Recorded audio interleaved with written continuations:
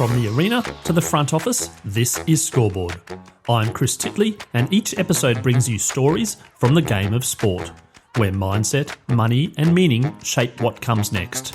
Athletes, coaches, owners, and business leaders unpack the moments that matter, because the Scoreboard isn't just about winning, it's about life beyond the game. Now let's get to this week's episode. Hi, it's Chris Titley here, and on today's episode of Scoreboard, the podcast, I'm joined by Rachel Condos-Fields. Rachel, thank you so much for being part of this series, and finally we're doing a podcast together. Oh, it's so exciting. Thanks, Chris. I've been listening to you interview lots of my athletes, and it's a real pleasure to be on this side of it for a change. Thank you. Yeah, no, not a problem at all. And our relationship dates back probably, I don't know, 20 years maybe. 20 years, I'm going to say, 2 decades. Well, I started in 2003 at Morgan, and you would have been maybe at Computershare then? Yes, I certainly was. Yeah, so I probably came to you with some help of some share purchase plans or something as a whippersnipper back in those days. But great to have you here. We're not going to talk Computershare and finance. We're talking sport on this podcast. This is what Scoreboard does.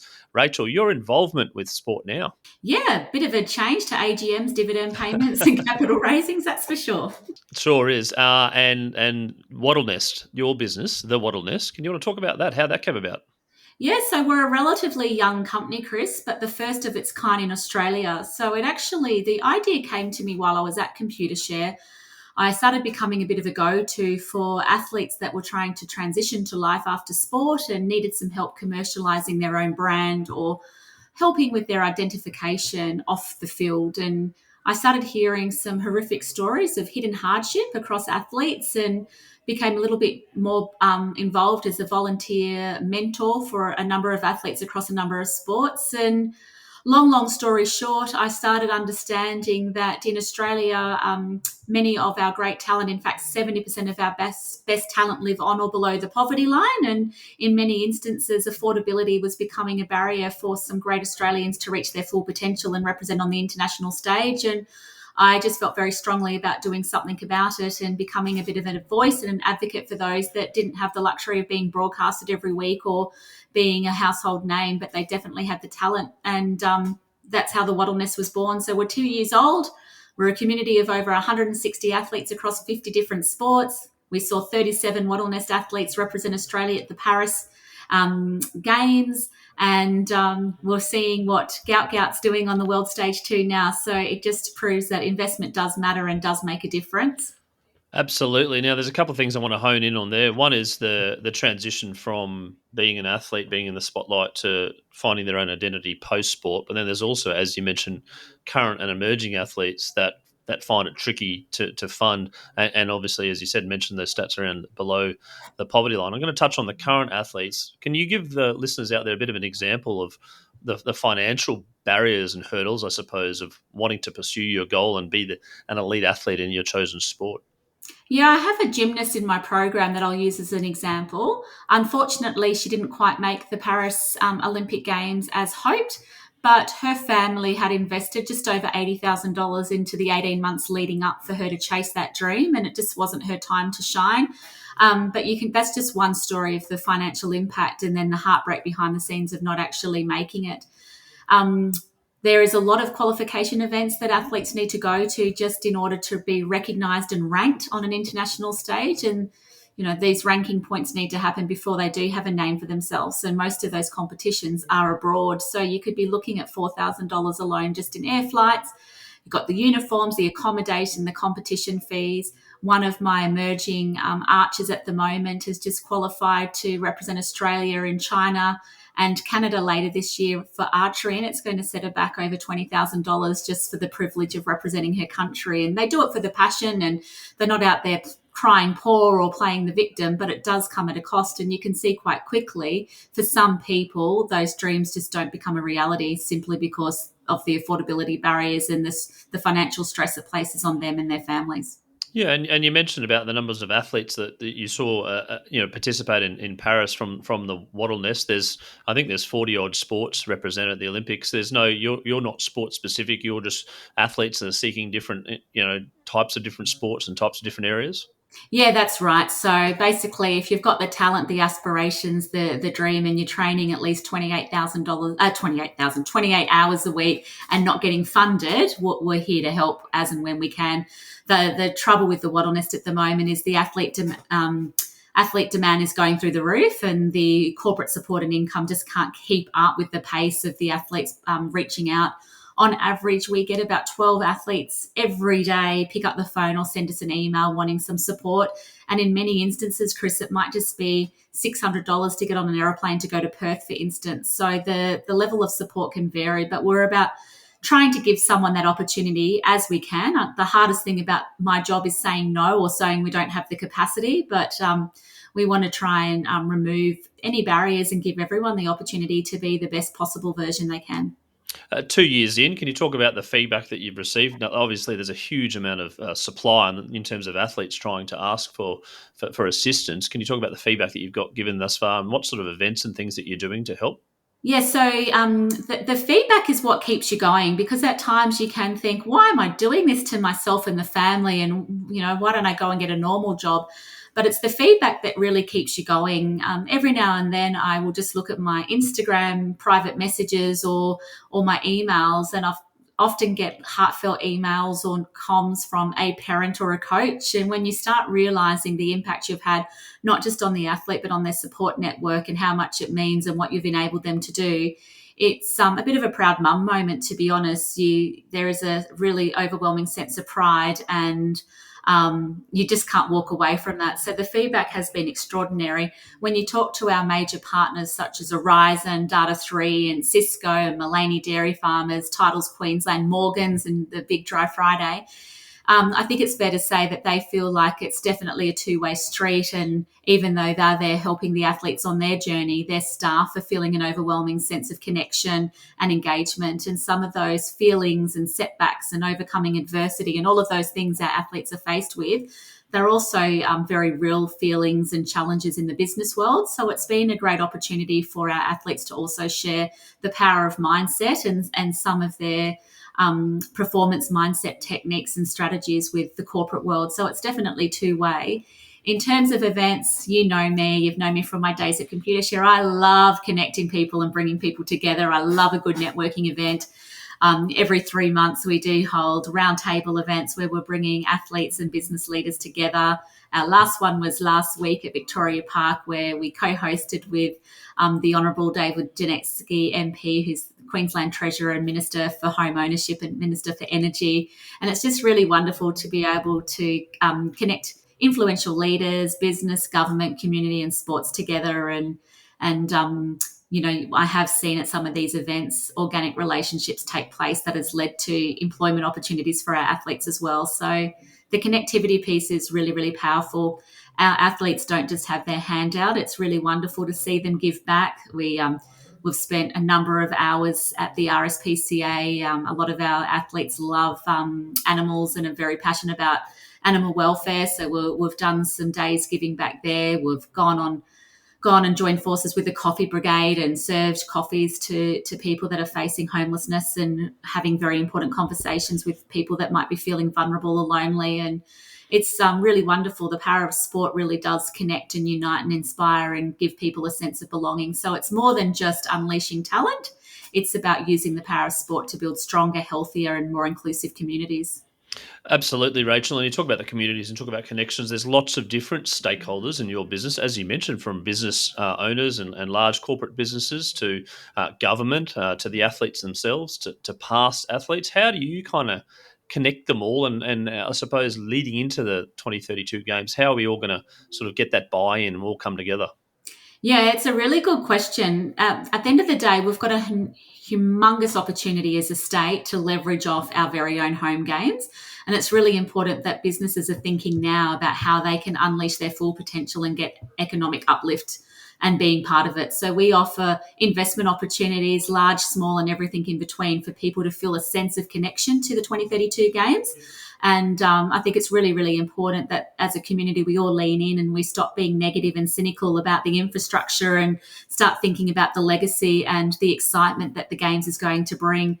I think there's been, unfortunately, too much whinging publicly and too much doubt. It is only 7 and a bit years away now. It's really time for us as a community to get excited and work together to unite, motivate, inspire, and really unleash the full potential that the Games is going to bring, not just our athletes, the community, but our business and the future generation of Queenslanders.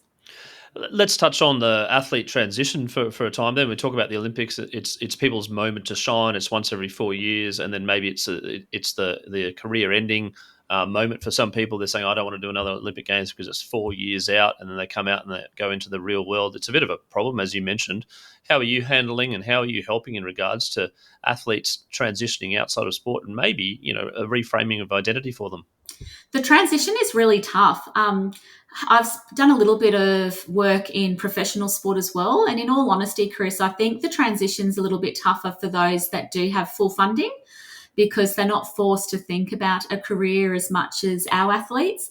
So there are some benefits of being self-funded and focused, because most of the athletes in my program, they train their 28 to 38 hours a week, but they're also forced to work just to cover the costs of their day-to-day living, and many of them are studying. So I think it's really important for these athletes to have two identities, but you can appreciate that when sport is such an integral part of your life, and the real hardship comes when you're unfortunately faced with injury, or you might be dropped from a team prior to your intentions, and that real sense of loss and finding your value outside of sport can be really overwhelming.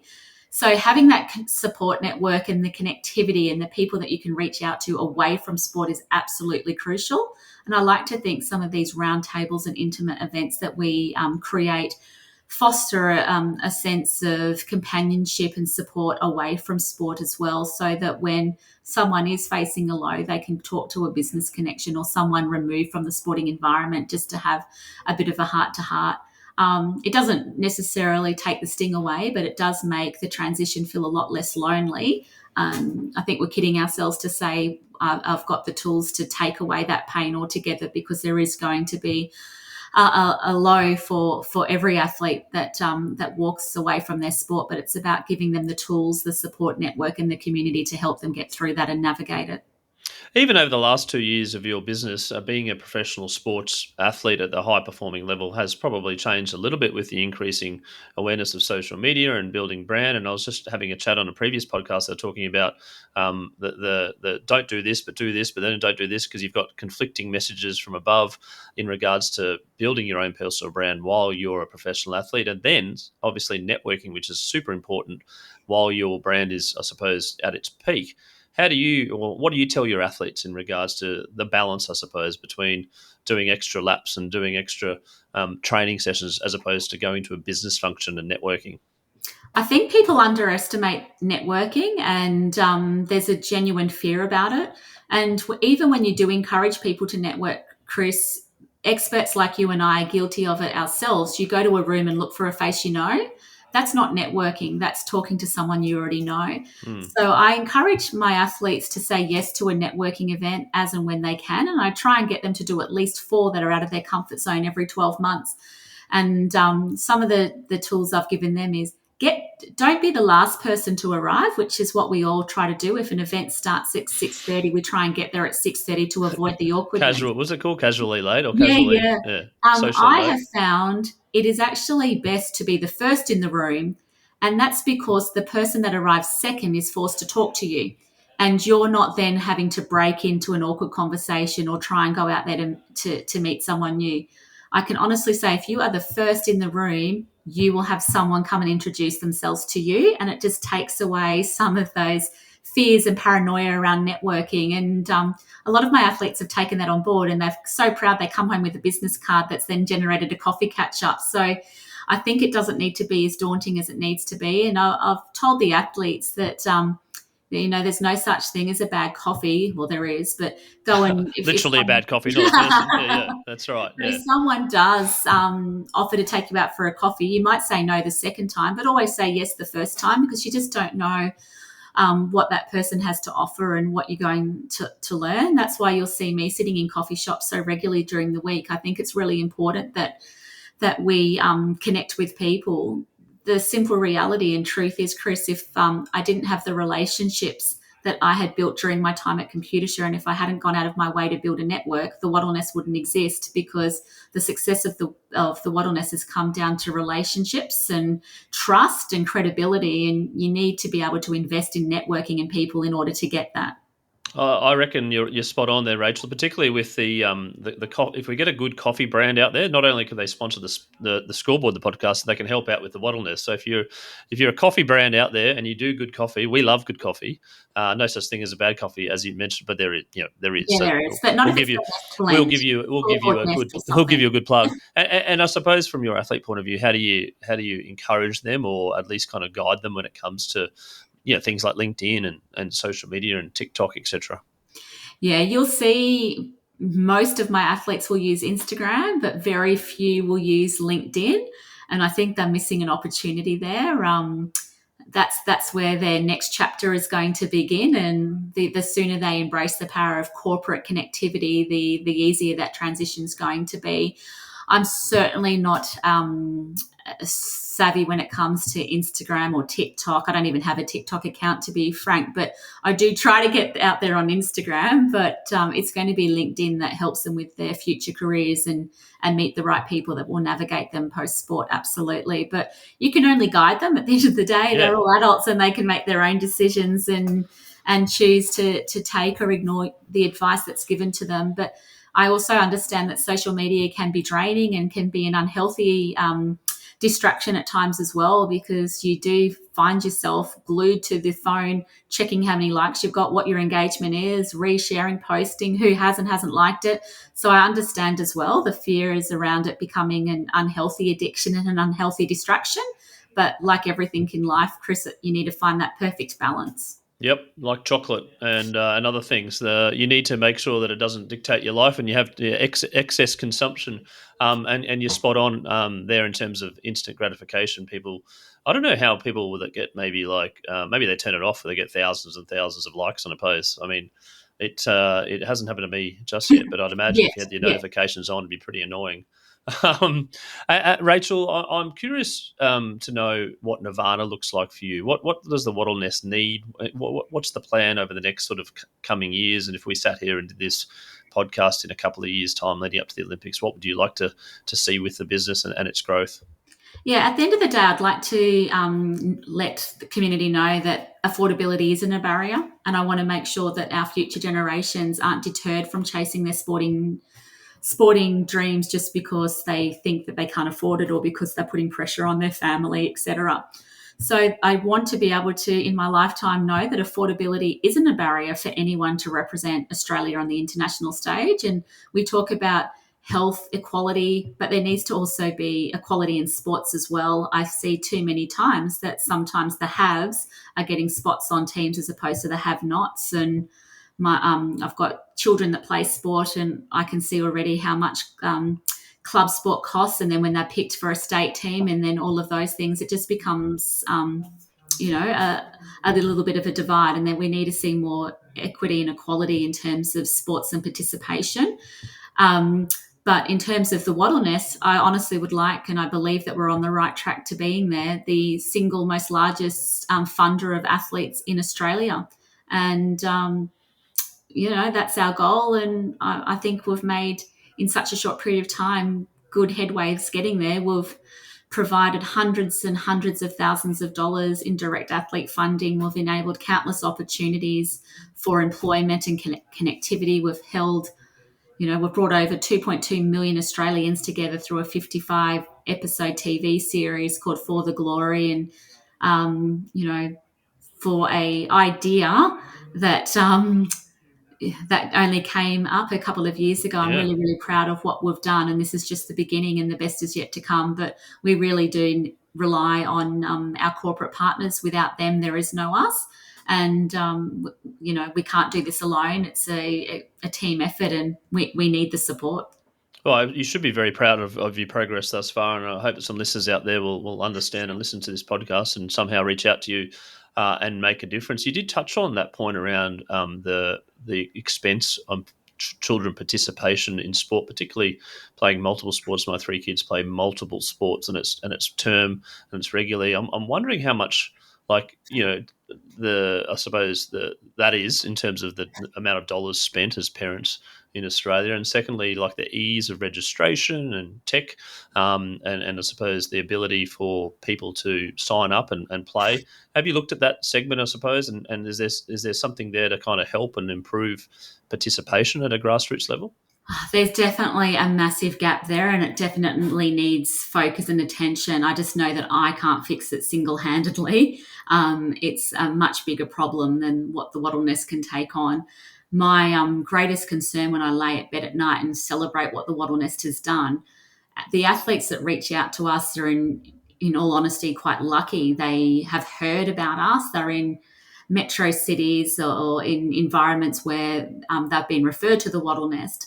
I'm concerned that if you go out to the real regional areas of Australia where they don't even know the Wattlenest exists and they haven't had the luxury of the 4-hour lift to their state selection program to even shine or have the opportunity to show Australia what they're made of. It's, if I could have a magic wand, that's the next thing I'd like to fix, is making sure that geographic boundaries are not barriers either. So affordability is one thing, but I grew up in country coastal Victoria, down the bottom of the Great Ocean Road in a beautiful place called Portland. And now that I'm a proud Queenslander and have lived in Brisbane for so long, I can see the differences in opportunity that's available to these country kids versus the city kids as well. And that's another problem that I would love to tackle at the moment. It's just getting people where they need to be. But it's, I'd be kidding myself if I didn't say we have a much broader problem. Yeah, no, for sure. Now, having all these athletes in and around you and then running a business yourself, what are the similarities and what are you getting out of meeting some of these athletes and some of the things that you obtain from their learnings and their traits to kind of run your own business? Yeah, I think athletes honestly make the best employees. They are reliable, they're dedicated, they have made tremendous sacrifice, they're results driven, and they're team orientated.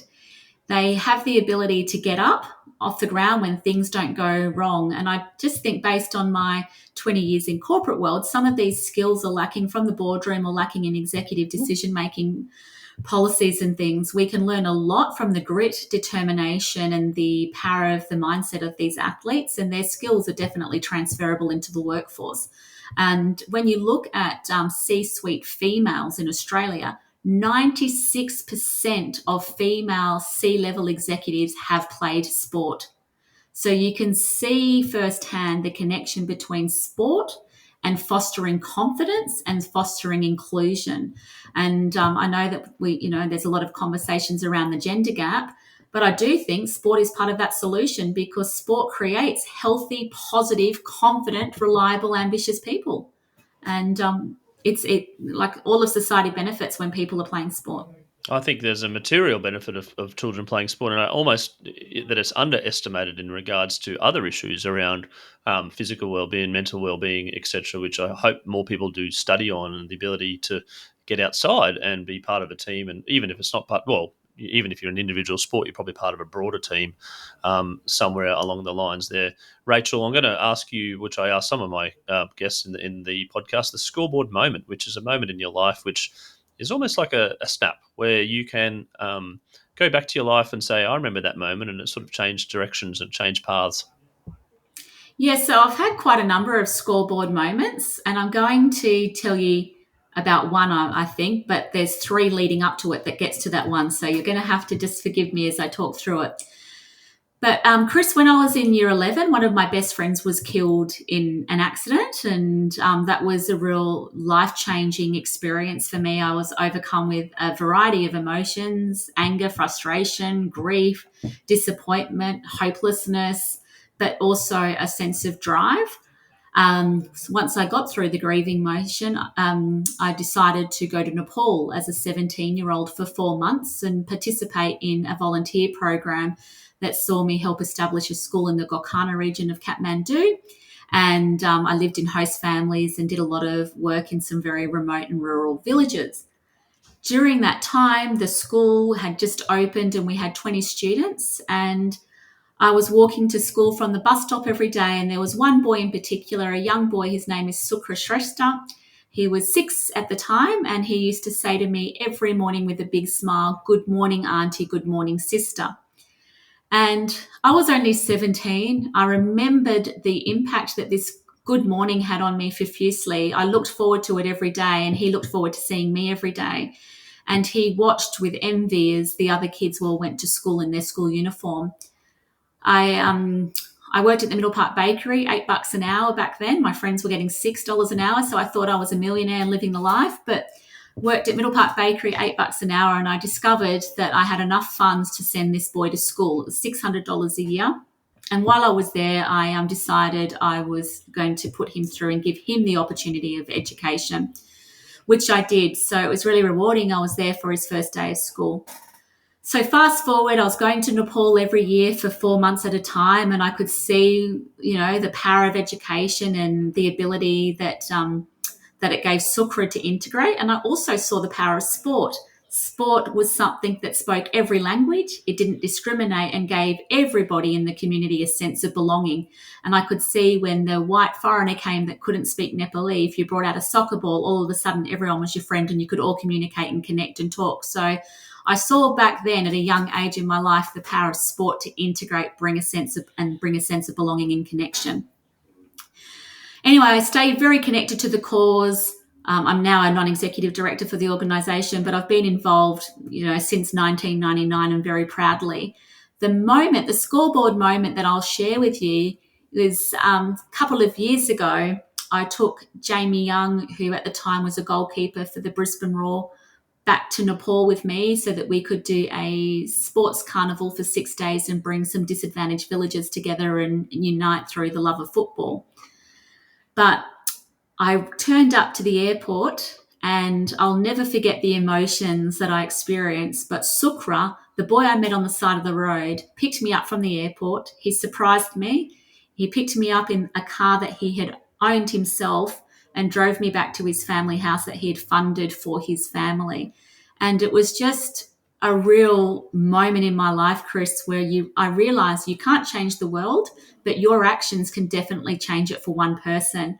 And it's just a pinch me moment where I had gone from seeing this boy live in, pretty tough conditions to picking me up, driving a car and taking me to a home he had bought his family.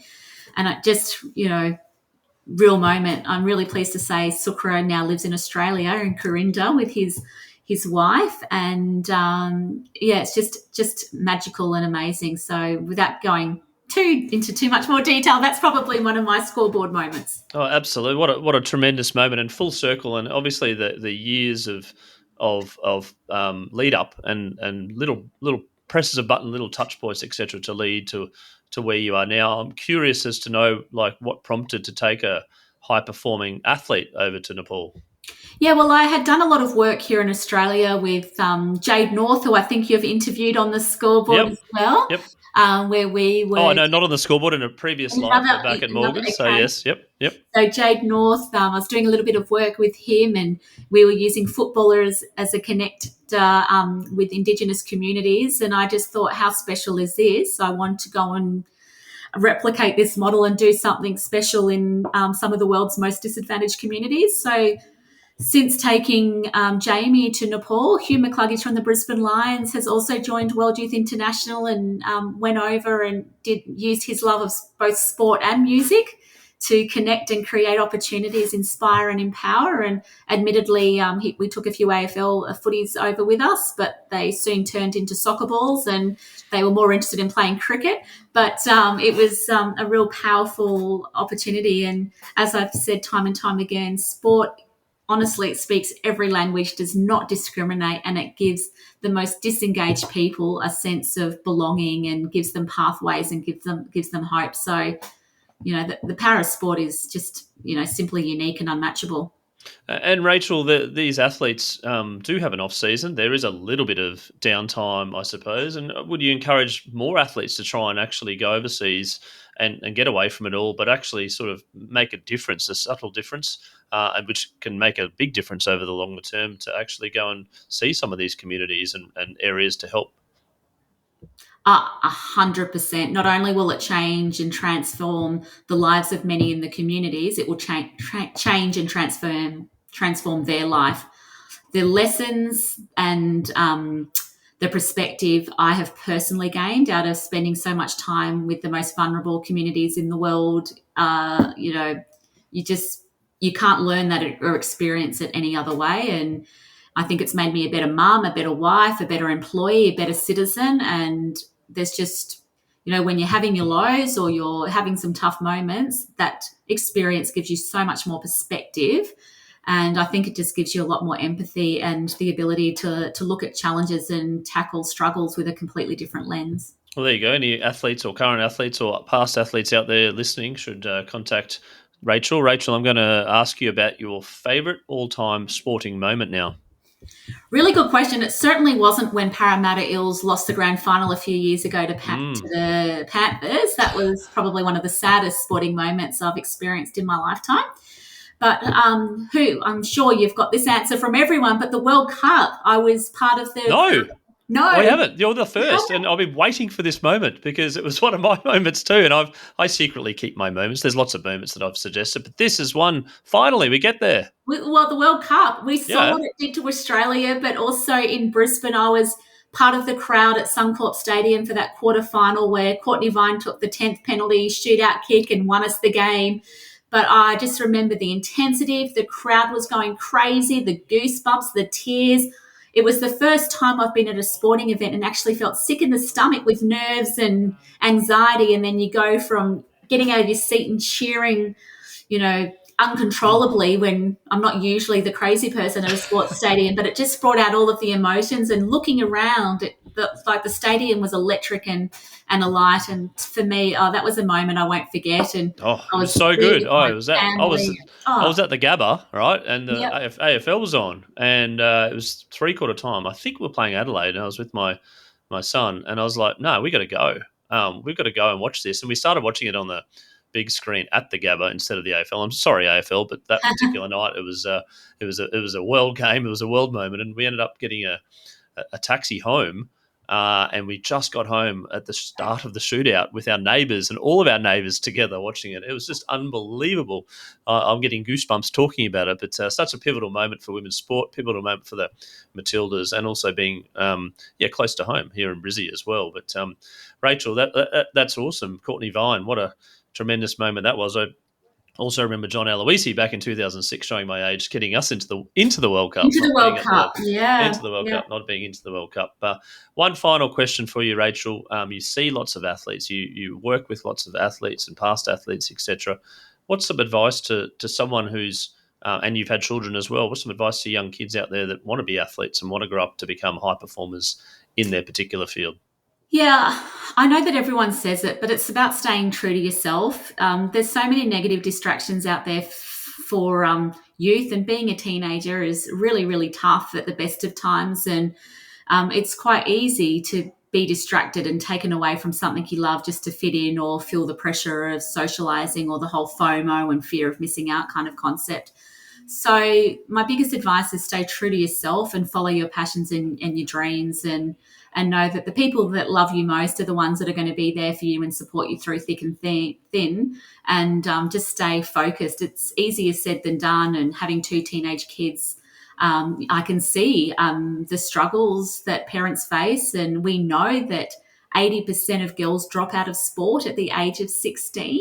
And, my kids are both still actively playing, but there have been moments where I've thought, oh, God, we're going to be one of those statistics next. Friendship. It's very real, isn't it? Socialization are taking over, but it's really tough. It's just you've got to just follow your dreams and be true to yourself and try and stay focused. But it's really, really tough for kids out there.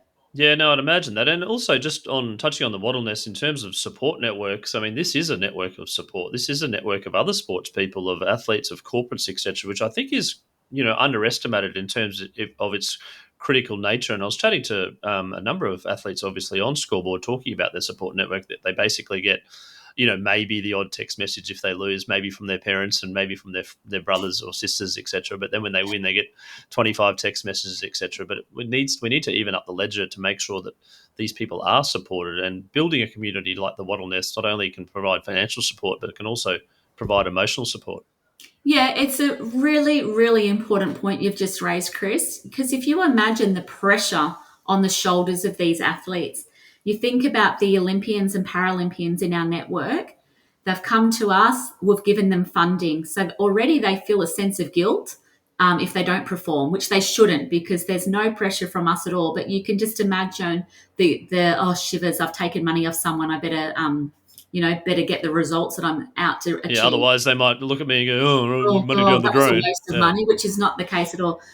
Leading up to that, they've had parents and carers and coaches sacrifice 90% of their weekends every week for years to give them the opportunity to be where they are.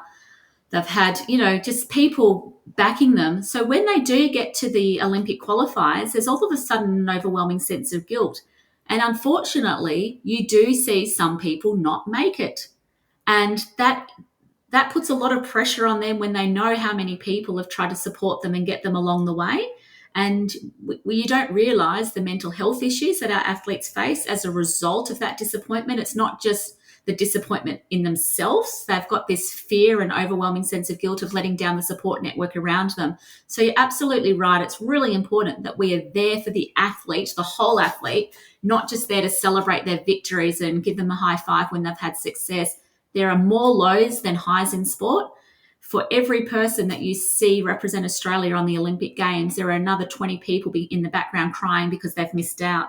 So it's really, really important that we don't just celebrate the wins, but we provide that support network for the athlete the whole cycle of their career. Yeah, no, Rachel Condos-Fields, thank you so much for being part of the Scoreboard, and I hope the Scoreboard, the podcast itself, can do that and can help with connections and networks, and you've been a great friend over the last 20 years, and I look forward to continuing to support the Wattlenest where I can, and looking forward to catching up on your progress. Thanks so much for being part of this series. Thank you, Chris. It's been a pleasure. Good luck. Can't wait to hear who's next.